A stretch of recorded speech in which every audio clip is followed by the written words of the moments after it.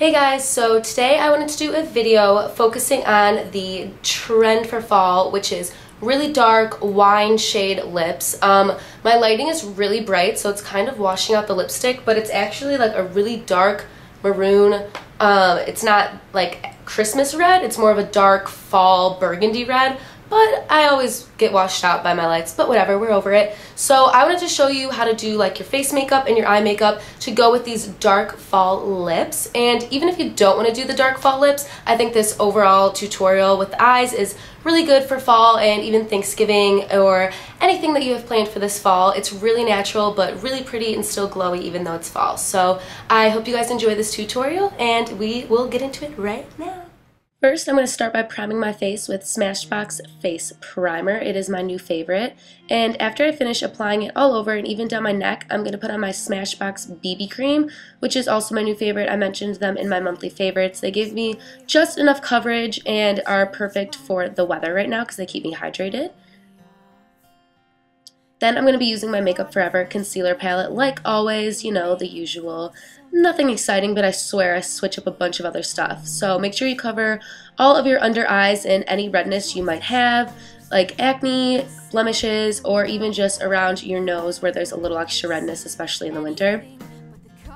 For a setting powder, I'm going to use my MAC powder. It is a foundation powder. It has a lot more coverage than the BB cream, so I just like to set it to kind of mattify my skin and make sure I'm getting the full coverage that I need, but it's not bronzing me or anything, so I really wanted to use my Nars Laguna bronzer because every picture I looked at, all the girls had really glowing bronzy skin, nothing too orange, mostly matte, but still a little bit of a glow even though it's fall and no one's really tan. There was still a little bit of a bronzy glow, so I wanted to make sure I got that in my look too. Then, since I didn't see a lot of blush with the lips, I'm using this Tarte Gold MAC blush, and it's just a really shiny, not shiny, just a nice glowy brown blush. It's really natural, and I actually really like it. I haven't used it in a while, and I'm just highlighting like usual with my Smashbox highlighter. Then priming my eyes with my Tarte. I'm using just a regular eye primer because I'm going to be using all matte eyeshadows, so I didn't want anything sparkly or shimmery to prime my eyes with. I just wanted a regular primer. Then I'm going to be switching back and forth between Naked 1 and Naked 2, starting with the color Naked, putting it on my lid, patting it on to get as much on as I can, and make sure you don't take it all the way to your inner corner because you don't want that darkness on the inner corner of your eyes. You just want to leave a little room for a lighter color because you want to have your eyes pop towards the inner corners. To make them pop, I'm going to be using Foxy. It's just a matte white. I would normally use a shiny white, but I actually decided to go completely matte for this look, which I've never actually done before, and just highlight the inner corners with that. Then I'm going to be using a light brown to get just above the crease and a little bit inside of it, just to kind of start blending the look together, but I'm going to put a couple more colors in there as well. This is just a little bit above the crease.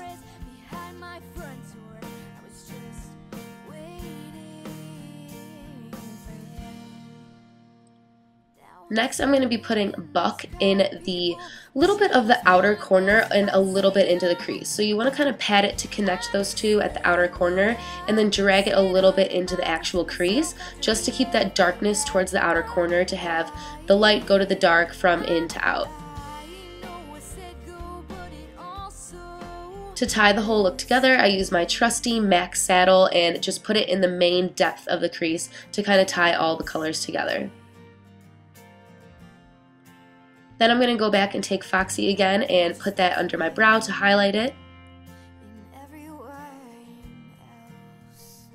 Usually I would recommend using a felt liner, but I saw a lot of bold liner lines, that's a good word, but I saw a lot of really bold liner with these burgundy lips, so I decided to do a really thick black line on top. I would usually use liquid or felt, but like I said, I didn't have any, so I kind of had to struggle with just a regular pencil, but whatever you prefer.